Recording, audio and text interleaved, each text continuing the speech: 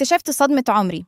بقالي 5 سنين ببكي على بنتي اللي ماتت، وبصلي جنازتها، وبشكر جوزها إيهاب على حنيته وطيبته، وفي الآخر طلع هو اللي دفنها بالحياة.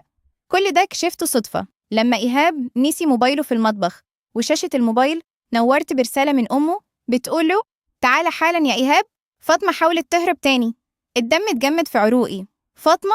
مين اللي بتهرب؟ دي بنتي اللي المفروض إنها تحت التراب. مسكت الموبايل وإيدي بتترعش، وفتحت الرسايل ولقيت نفسي فتحت باب جهنم. لقيت صور لبنتي وهي محبوسة في قبو ضلمة، خاسة وشاحبة وشعرها منكوش وقاعدة على مرتبة قديمة. ولقيت رسايل بينه وبين أمه عن المنوم وعن أقافل البدروم اللي اتصلح. إيهاب اللي كان بيدخل عليا بالفاكهة كان حابس بنتي ووهمنا إنها ماتت عشان يخلص من طلباتها أو ياخد ورثها. وفجأة سمعت صوت عربيتي إيهاب بتفرمل قدام البيت. رجع عشان ياخد الموبايل.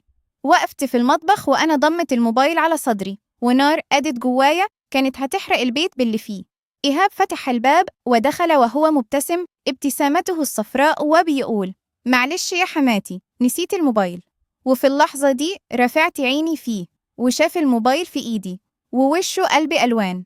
لو وصلت لي هنا اعمل متابعه واكتب تيم، والباقي في أول تعليق.